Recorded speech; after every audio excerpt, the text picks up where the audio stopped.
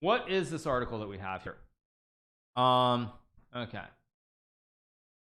Okay, the Chicken Chess Club verdict on the candidates. Magnus Carlsen seconds Jan Gustafsson, Laurent Fresnay, and Peter Heine Nielsen made their FIDE candidates tournaments predictions in a 1.5-hour podcast earlier this week. They assessed Ding Liren, Fabiano Caruana, and Ali Reza and company on current form, motivation, chances to win, and openings, and also looked at the big questions: which winner would Magnus agree to play in a match, and who's the biggest chicken? Okay. The candidates tournament starts this Friday in Madrid. Oh wait, is this after the event, or is this? No, I guess this is correct. Or no, this is looking back in retrospect. Okay, candidates tournament starts this Friday in Madrid at 1500 Central European Standard Time, and you can find all the details in our FIDE candidates preview. We'll have live commentary as videos, blah blah blah blah blah blah blah blah blah. Okay, here we go. We get to the meat of the article. Okay. Each chicken ranked the players on a scale of 1 to 5 for a series of categories, and we've tabulated their results at least as far as possible, since our experts didn't always remember to actually give their score. Okay, all right, the fun begins. Okay, let's take a look at how things went category by category. Current form: Ding gets 13 points. Okay, Duda and I get 11. Fabiano gets 9. Rapport, Nepo, and Ferrugia get 8. Radjabov gets 1. Now this, I'm going to say, Ding obviously did play very well in the back end of the tournament, but I find this very questionable because Ding played like 30 games in 30 days against players who are around like a 25-50 level. So this is a little bit odd to me that they give him such a high rating. And then they give Nepo 8. Yeah, anyway, Ding Liren was perhaps a surprise winner here, since he's barely played classical chess since the pandemic began, but our hosts were impressed with Ding's feat of playing 28 games in 28 days to be eligible for the tournament. Okay, yeah, it is a pre thing, so it's like it's gonna be funny. I'm looking at it in retrospect. Yeah, 28 games in 28 days, that's not hard to do considering the Chinese Chess Federation organized all the games and found all the players, but kind of weird. Anyway, Laurent, who gave 5 out of 5, described it as out of this world for Ding to play every day and still perform at a 2850 level. Okay. On the other end of the scale, we have Timur Radjabov, who has lost 3 classical games and 1 none in Norway chess at the time the episode was recorded. Here's Laurent again. It's just a disaster. He's overthinking every decision, playing some really bad games. In Armageddon yesterday against Vichy, he just blundered some quite simple tactic. Everything is going wrong. Okay. Timur Radjabov had last played in November in the European Team Championship, which echoed his approach to the 2013 candidates, which he entered with a 2793 rating and then dropped almost 50 rating points with a -6 score. This time at least he's returned to playing before the tournament and may have time to readjust before the real action begins. Meanwhile, Jan Krzysztof Duda, who won the Warsaw Superbet Rapid and Blitz and the Oslo Esports Cup, and Hikaru Nakamura, who made a triumphant return to classical chess in the Grand Prix, are the other players who have impressed recently. Okay. Motivation: Ding, my gosh, these guys were really big on Ding, weren't they? 15 for Ding, Duda and Ferrugia 14, Fabiano 13, me 12, Nepo 8. Yeah, Nepo, man, not fans of Nepo. Rapport 6 and Radjabov 5. My gosh, like, yeah, Nepo, no motivation, right? Nepo had no motivation. He's not in good form. This is great. Everyone agreed that Ding Liren's path to the candidate spoke to his motivation, while Laurent Fresnay wanted to score Alireza Ferrugia a 6 out of 5, but there were some interesting debates elsewhere. Hikaru Nakamura got 5 out of 5 from Jan, who commented, "I would think it's such a great story for him. He retires for 2 years." Again, here we go with this R word, retiring, which is complete nonsense. Excuse me. I mean, retires for 2 years. Like, these guys are, it's so amazing how people create narratives that are just so completely fake. It's beyond belief, honestly. Like, retired for 2 years. I was playing Magnus Carlsen in every online like Magnus, Wesley, everybody in every online tournament in 2021, but I'm retired because it was online. It's bizarre to me the way they created this insane narrative. He retires for 2 years, becomes a big Twitch streamer, then he qualifies for the candidates, when many people thought he had finished many people thought he was finished as a classical chess player, and now to be in the candidates and to potentially win it and get a match versus Magnus, what's a better driver for him? I think he'll be extremely motivated. Okay, all right, okay, let's keep going. That was a picture of me, we don't need to see it anyway. All right, Laurent gave 4 out of 5, questioning whether Hikaru wouldn't have split motivation between becoming world champion and his streaming, while Peter gave a 3. Rapport raised questions with his post-game interviews, often expressing a reluctance to play chess. Laurent cautioned, however, if you listen to his interviews, you think he's 2650 at best, but he's a very, very strong player, so we should be careful with his interviews. Oh my gosh, this is comical. This is really, really funny. Now I see why my mods wanted me to read this. This is really, really good. Well, Jan Nepomniachtchi, to be motivated to do a Vichy and qualify again for a match immediately after losing Magnus, Jan pointed out one potential factor, of which more later. If there's no Magnus waiting as the end boss, it raises his chance to become world champion. Okay, fair enough. Let's go to openings. Fabiano 14, Nepo 12, Ding 11, Firouzja 10, Dudon 9, Rajabov and me 7, Rapport 6. Now, I am going to say one thing. I will say something very specific about this. I was very surprised, considering that I did not think that I put in as much work or effort for the candidates in 2022 as I did in 2016, and yet I think in retrospect my openings were probably the best. I think my openings were probably the best overall, which is very, very surprising, considering the least amount of considering sort of the lack of time that I put in relative to everybody else. I thought, for me, when I look at the openings overall, the biggest disappointment was actually Fabiano. Fabiano, to me, was a very big disappointment because he had 9 months to prepare. Ali Reza had 9 months as well, but Ali Reza, of course, you don't really know what to expect. It's the candidates, all sorts of different factors. But for Fabiano having 9 months, I was very shocked. I was very, very shocked that Fabiano's openings were not where they should have been. Actually, to be fair, Nepo, maybe you could say, was better. Of course, he won more games. His openings, I mean, he was never in trouble, to be fair. But when I look at the players, I was very surprised by Fabiano in particular, because Fabiano, it just seemed like he didn't seem ready for certain things. That's what it felt like. I don't know what was going on, but a very specific example I will use is he played Jan Christos Duda, I think in round 2 or round 3, I forget which round it was, and he played with the white pieces. Duda played the Najdorf, and Fabiano got absolutely squadouche. He got nothing at all. He was just like equal, if not a little bit worse, for most of the game. And so I was very, very surprised, because when I think about players who have a lot of time to prepare, players who generally find great ideas, Fabiano to me is the number one guy. Number one guy by far in terms of finding ideas.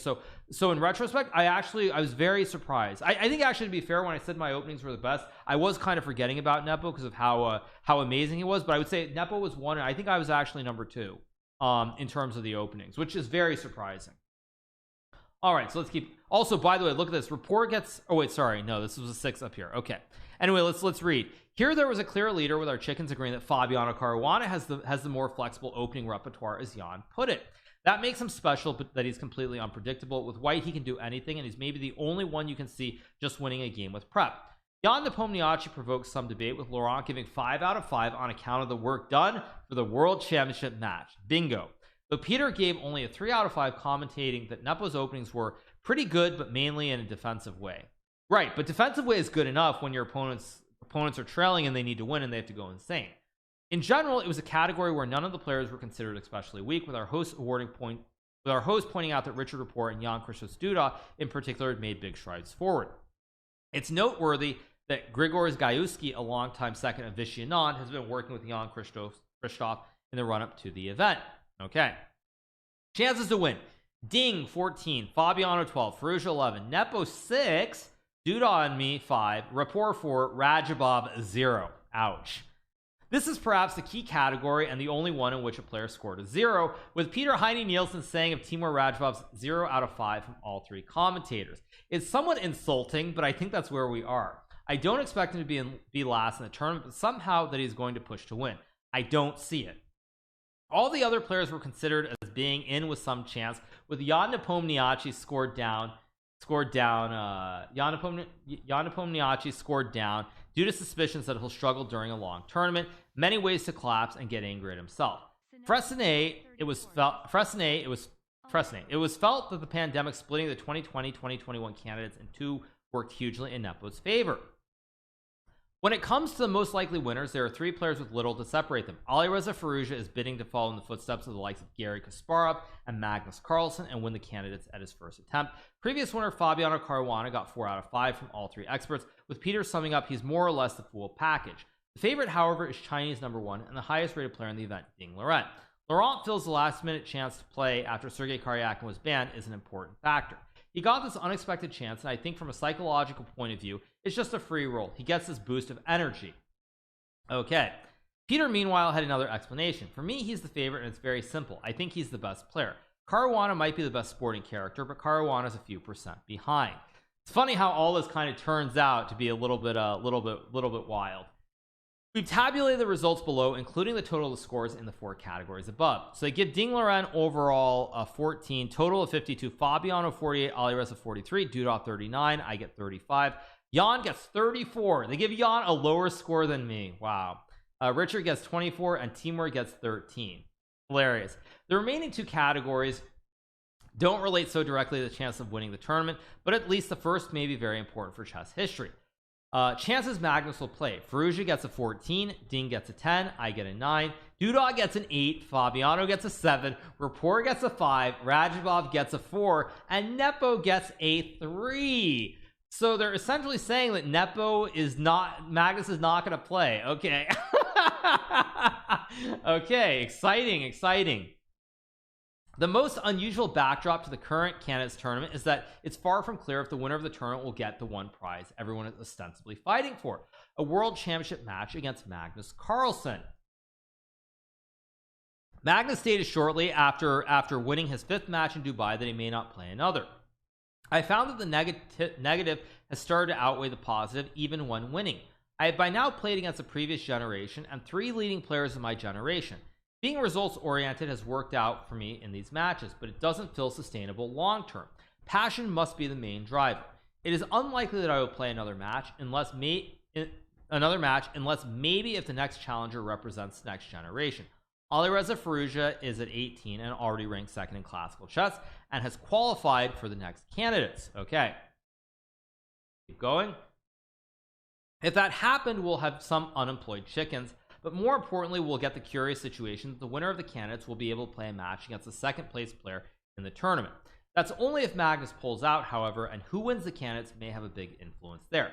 As you can see from the quote, it's highly likely Magnus will play Alireza Firouzja if the youngster makes it, since Magnus singled out his young colleague.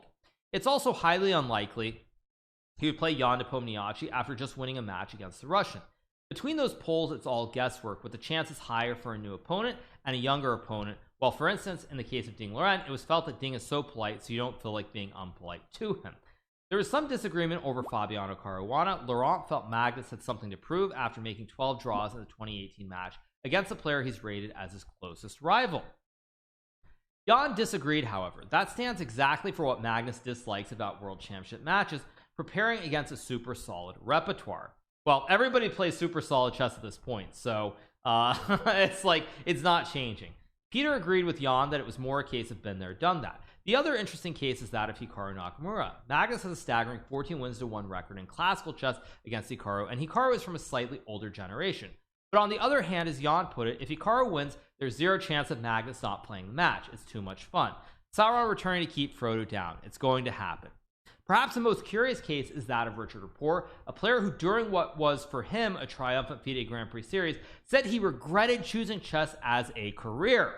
Jan responded to Laurent and Peter suggesting Magnus might not be too interested in facing Richard, saying, I think you guys are right, but Magnus would be happy to play. Richie would just say, nah, it's too much stress, I need a break, maybe next time. Oh man, that's great.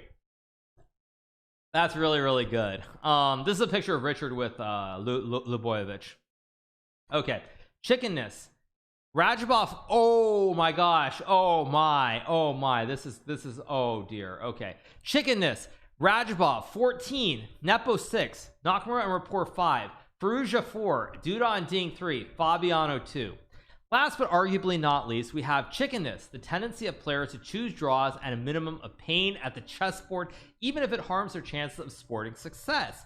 With Wesley So and Anish Giri not qualified for the event, Timur Radjabov won by a country mile. Oh my gosh, this is actually really good. I totally get why the mods wanted me to read this article. Oh man. Oh geez. Oh man. Elsewhere, there's a distinct lack of chickens, though that's not necessarily only a good thing, as Peter put it when giving Jan Christos Duda 2 out of 5. I would probably say that one should see 2 as a compliment. I feel that is sort of the sweet spot. Being a chicken is not only bad.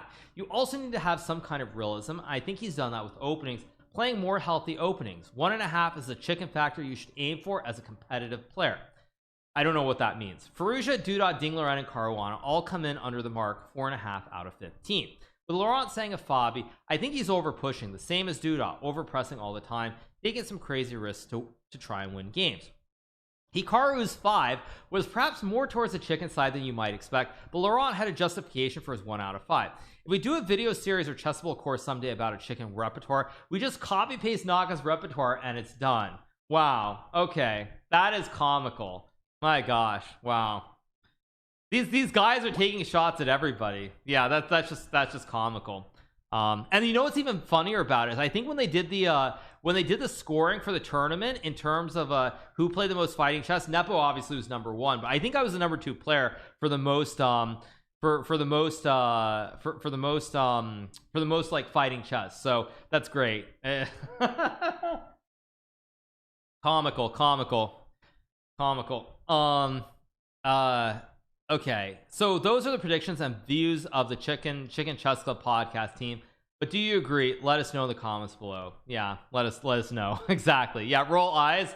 Yeah, I'm not reading the comments, but wow, roast them and leave a comment now. There's no need to leave a comment, but I do find like the negativity towards Timur is kind of like a little bit distasteful. That's what I would say, a little bit distasteful. So yeah. But that's a little bit. Is it the worst analytics? Well, I mean, it shows that these guys are very, very biased and not objective. And I'm not actually talking about myself when I say that, but like when I look at the scores of Jan, I mean, like when you look at Jan for motivation and openings, Jan's openings should have been number 1 by far, without a doubt. Here, chances to win Nepo should have been pretty high. I think that the chances should have been Fabiano, Nepo, and Ding, and then everyone else at like 5 or 6. So that's probably what I would say. It just seems like it's a little bit too over the top. And I love Laurent's comment, by the way, about my openings. They're great comments, considering that when we've played, I've kind of beaten him. I beat him nicely when we talk about being solid, and he played e4 e5 against me in Vaikonze all those years ago. So a chess player never forgets. Anyway, yeah, so that's an article. There's my little shot. I'm not gonna pull up the game, but there was a game that I played against Laurent in Vaikonze. I think it was 2003. It was the last round. I think if he had not lost the game, he would have qualified for the A group in Tata Steel. I played e4. He tried to be Mr. Solid and play the solid repertoire with e5, and I beat him in a very nice game. So there we go. That's all that I need to say. Mic drop. End of article.